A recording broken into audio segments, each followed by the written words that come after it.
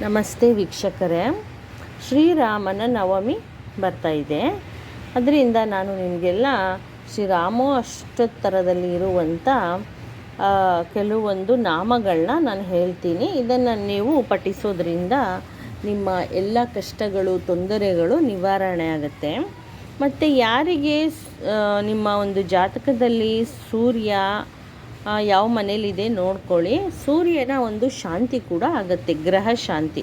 ಸೂರ್ಯ ಗ್ರಹ ಶಾಂತಿ ಆದರೆ ನಿಮಗೆ ಗೌರ್ಮೆಂಟು ಜಾಬ್ ಸಿಗುತ್ತೆ.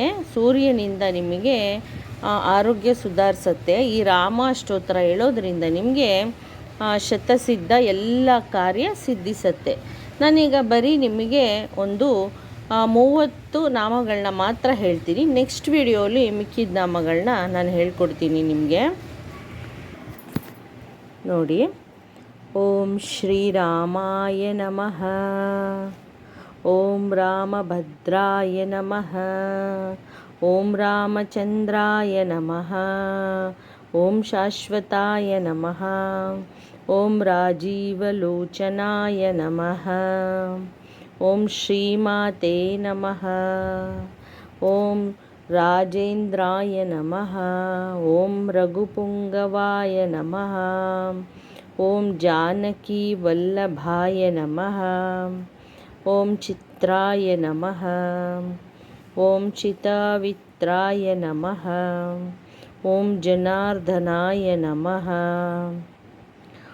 ಓಂ ವಿಶ್ವಾಮಿತ್ರಪ್ರಿಯಾಯ ನಮಃ, ಓಂ ದಂತಾಯ ನಮಃ, ಓಂ ಶರಣತ್ರಣತತ್ತರಾಯ ನಮಃ, ಓಂ ವಾಲಿ ಪ್ರಮಾರ್ಥನಾಯ ನಮಃ, ಓಂ ವಾಗ್ಗಿನಿಯೇ ನಮಃ, ಓಂ ಸತ್ಯವಾಚೇ ನಮಃ, ಓಂ ಸತ್ಯವಿಕ್ರಮಾಯ ನಮಃ, ಓಂ ಸತ್ಯಾರ್ಥಾಯ ನಮಃ, ಓಂ ವೃತಾಪಲಾಯ ನಮಃ, ಓಂ ಸದಾ ಹನುಮದ್ರಕ್ಷಾಯ ನಮಃ, ಓಂ ಕೌಸಲ್ಯಾಯ ನಮಃ, ಓಂ ಕರಧ್ವಂಸನೇ ನಮಃ,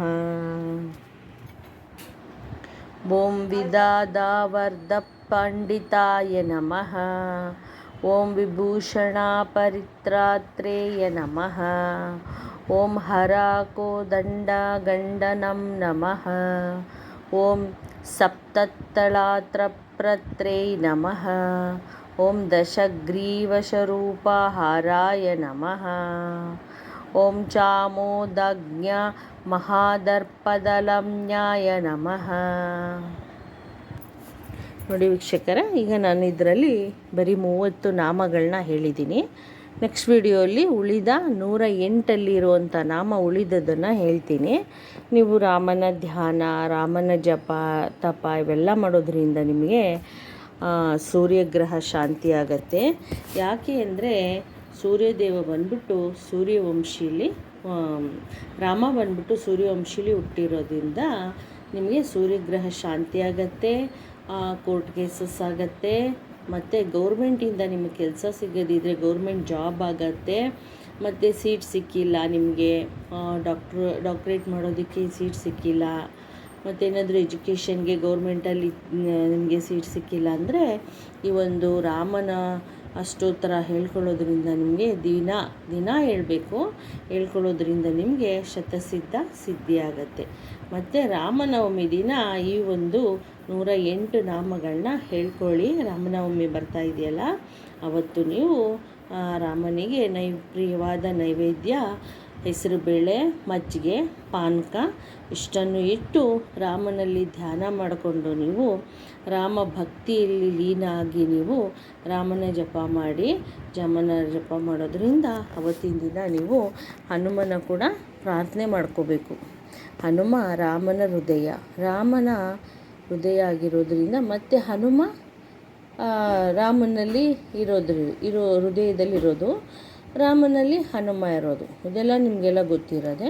ಅದರಿಂದ ಅವತ್ತು ರಾಮನ ಜಪ ಕೂಡ ಮಾಡಿ ನೀವು ಹನುಮನ್ನ ನೆನಿಬೇಕು, ಸೀತಾಮಾತೆ ನೆನಿಬೇಕು, ಲಕ್ಷ್ಮಣರನ್ನು ನೆನಿಬೇಕು, ರಾಮನ ಕುಟುಂಬ, ರಘುಕುಲ ತಿಲಕ, ತಾಯಿ ಕೌಶಲ್ಯ, ಸೀತಾಮಾತಾ, ಭರತಾಗ್ರಜ ಮತ್ತು ಲಕ್ಷ್ಮಣ ಇವ್ರನ್ನೆಲ್ಲ ನೆನೆಸ್ಕೊಂಡು ನೀವು ರಾಮನ ಒಂದು ಜಪ ತಪ ಮಾಡಿ, ನಿಮಗೆಲ್ಲ ಒಳ್ಳೆಯದಾಗತ್ತೆ. ಮತ್ತು ನಾನು ನಿಮಗೆ ನೆಕ್ಸ್ಟ್ ವಿಡಿಯೋಲಿ ಸಿಗ್ತೀನಿ ವೀಕ್ಷಕರೇ. ನಮಸ್ತೆ.